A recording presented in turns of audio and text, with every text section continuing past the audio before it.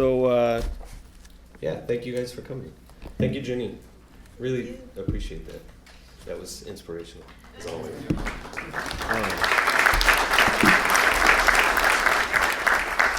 Because yeah, she was talking about overcoming odds with determination and perseverance, which is part of this show. But today I'm going to talk about similar things. I'm also going to talk about a lot of teamwork.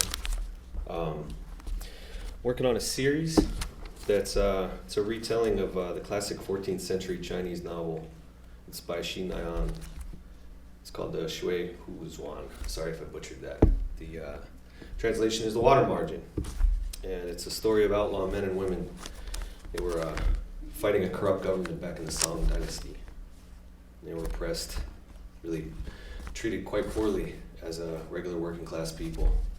And these group of outcast individuals, through a lot of circumstance, figured out that if they banded together as a group, they found a lot more power together with teamwork.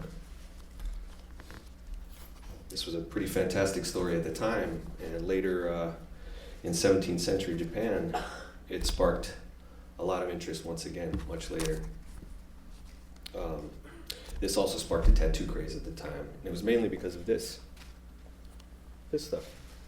This is prints from Kuniyoshi, and he really made it a point to show tattoos and show how all of these people teaming together could work together and fight the odds and fight the government. As an American living here in Los Angeles, I like to find a common ground between all these different cultures that live here in America. So trying to do a project that's involving Japanese culture here in America and Chicano culture here in America. So anyway, back to the 14th century. We had many, many interpretations of the water margin. This was one of the most popular, the Kuniyoshi ones. After this, move up to the 70s, 20th century. After Kuniyoshi, we had Yoshitoshi, one of his pupils. He did his own interpretation, still involving the tattoos, still involving all of these heroes. In the 70s, we had the Shaw brothers bringing the water margin. In the 80s, we had Italian comic book artists bringing the same story into a science fiction category, changing it completely, but still keeping that backbone. Most popular of any of these ways of retelling this story has been through tattoo. So right here, I'd like to point out the different ways that people have reinterpreted these stories in tattoo. Right here we have an original Kunichika and a Horitoshi Sensei version, Horiosa the third version, and a Horitaka version. Once again, not a Kuniyoshi version, but a Yoshitoshi version, Horitoshi version, Shibuya Horiken version, and a Shodai Shokichi version. Here again we have similar heroes. Horiosa doing a version, and Horitada doing a version.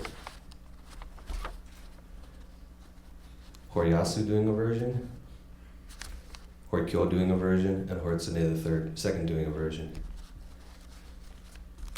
Horikyo, Horigin. So this is basically getting the point across that no matter what, these stories really struck a chord with the common man.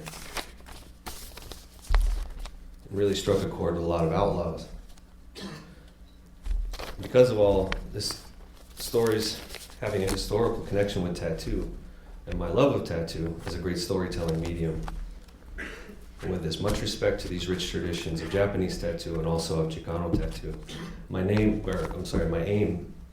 is to do a reinterpretation combining the Japanese and the Chicano aesthetics and technique. I'm doing my best to stay true to the story and also to its rich history of reinterpretation. Back to the Edo period, which is early 1800s, late Edo period. The ruling class and the samurai class had become very corrupt, very oppressive to the common man. and they were very abusive to this working class. Similar to today, this abuse from a ruling class really helped the arts flourish. So here we see, at the moment, this particular version of the suikoden, which is the Japanese interpretation of the water margin, being interpreted by Hokusai. This became very popular. But even more popular was later. Kuniyoshi created his versions. He said much more detail, much more color, larger tattoo motifs. These prints really brought the heroes to life. One of the things about these heroes in particular is although they were outlaws, these were heroes from all kinds of backgrounds. They were rich and poor, they were criminal, they were law enforcement. And all of these people ended up, through certain circumstances, banding together. So eventually they became a community of outlaws in order to band together.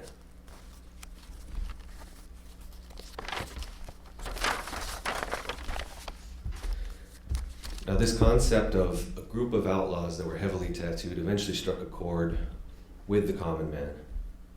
And large-scale tattoos became a rather regular thing in common life in Edo period Japan. Groups of actual real-life tattoo heroes eventually began to emerge in the public.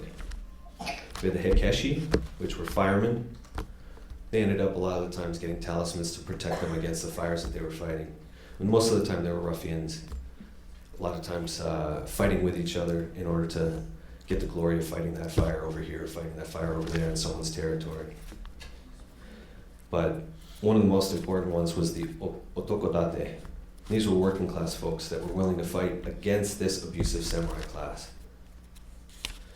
And these otokodate eventually became very romanticized and portrayed in print, in kabuki theater, and in woodblock, and in many written stories. These are showing depictions of one of the most famous otokodate. His name is Danshichi Kurobe. Now these otokodate eventually became what we know today as Yakuza, which is criminal class.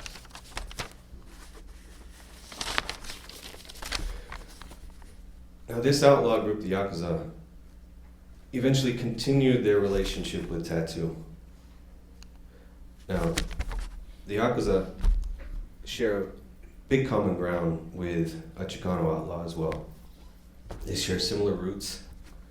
The Chicanos have been abused for generations here in Los Angeles, treated as outcasts and criminals, many times pushed too far by government, pushed too far by police, and found a lot of support in their own community, and a lot of support a lot of times on the fringes of the law. They also found a lot of support in the empowerment and freedom that comes from getting tattooed. Now, in 1975, East Los Angeles, Good Time Charlie, along with Jack Rudy, opened up Good Time Charlie's Tattoo Land on Whittier Boulevard, just across the bridge from this location here. Along with Freddie Negretti, Jack and Charlie pioneered the professional usage of single needle black and gray. This style of tattooing was rooted in the prison system and became very popular among Chicano outlaws. Now, GTC's Tattoo Land predominantly tattooed a Chicano clientele that was living in that area. Now here I'd like to show you that some of the motifs depicted on the Chicano clientele of Good Time Charlie's and the Japanese outlaw clientele have a lot in common.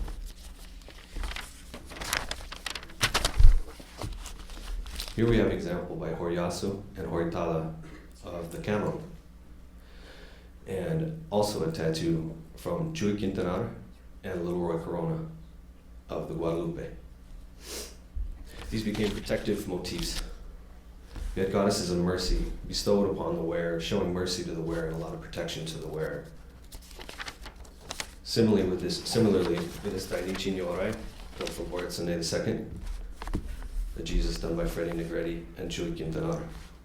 And the devotion shown to these religious acts through tattoo, once again, helped protection, absolution of acts, and devotion. Similarly, again, rooted in religion, we have Furumyo, done by Horitomo, and Shoki, done by Horishin.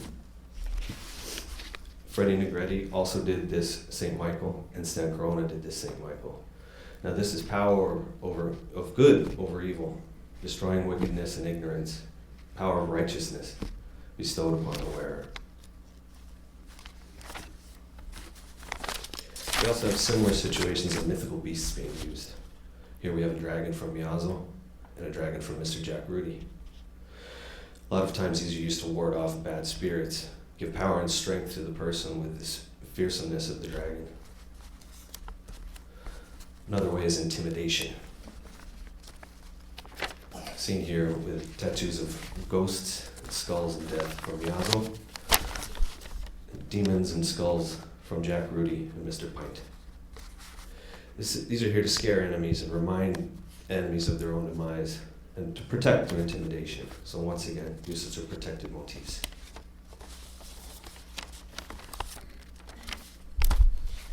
Even long-tailed birds, such as phoenixes and peacocks here, done by Szeto, Miyazo, and Jack Rudy, denotes fantasy lifestyle. Definitely something to show off and be attractive. And here we also have masculine floral motifs, very popular in Yakuza lifestyle and very popular in Chicano lifestyle. These floral motifs end up being kind of a metaphor for life's transient beauty. Because in this turbulent lifestyle that they've led, it's kind of a reminder of the impermanence of life. And this is one of my favorite examples of the two similarities. Now, not done quite as much on physical tattooing, but definitely in the artwork. It's dot shading, or stippling. In the Japanese, the usage is called tenten. And sometimes with the backgrounds, seen here, it's called akebono mekiri. Very rarely seen in tattoo, but many times in print. But more seen in Chicano black and gray tattooing, especially in the hand poke technique, sometimes known as a pepper shade or stipple. It's more common in the penal system, but still popular to this day.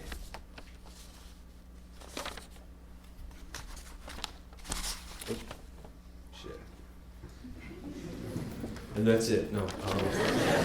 Great, man. Great. Thanks. Thank you. Oh, shit. Sorry. That's cool. Anyway,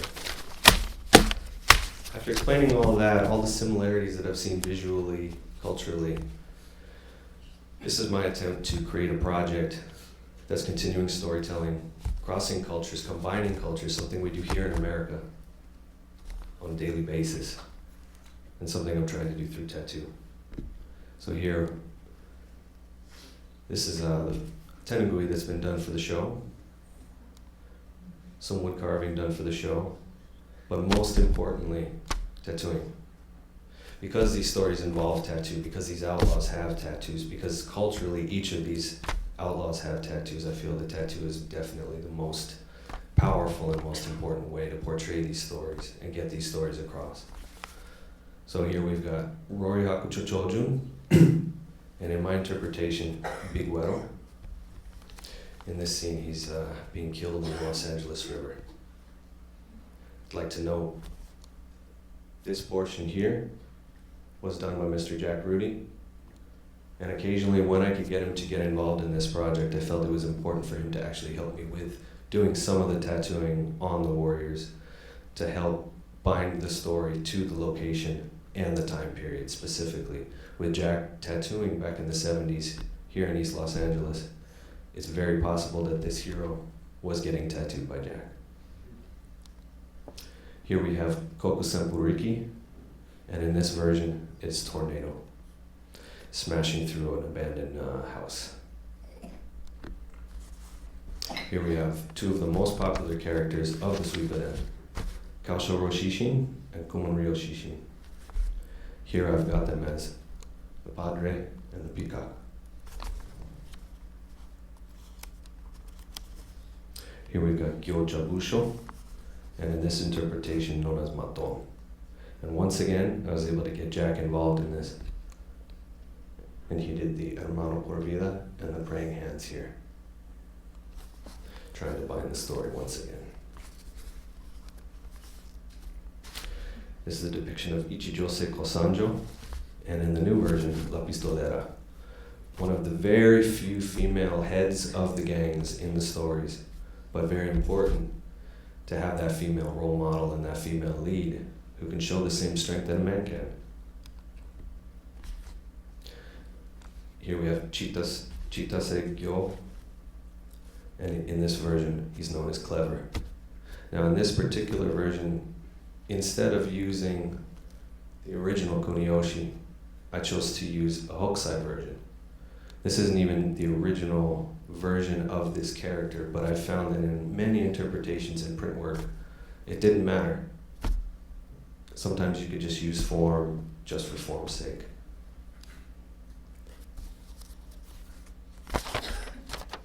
Now this is a portion of a collaborative piece I'm doing with a friend of mine, Drew Flores.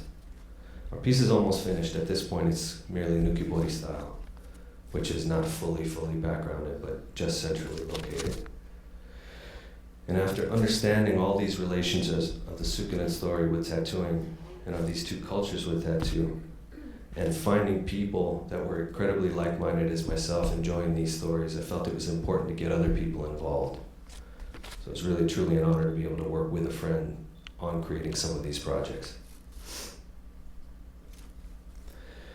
Now, one of the most important things is the Sukunen story, the history of reinterpretation in tattoo. And at this point, we've come very far. Now we're at JANM, trying to debut this project in an area where East Los Angeles and Little Tokyo are coming together. And all of these people here are in this room and outside in this location coming together, all enjoying tattoo, all wearing tattoo, all part of something that's put together by teamwork. The tattoo cannot be without the tattooer, and it cannot be without the person wearing it. And that's what all you people are here today. You're all coming together to enjoy something that's very special. And with more teamwork, with all these dedicated collectors and teamwork of collaborative artists, I have hopes to continue this tradition, this rich tradition of storytelling through tattoo. Thank you.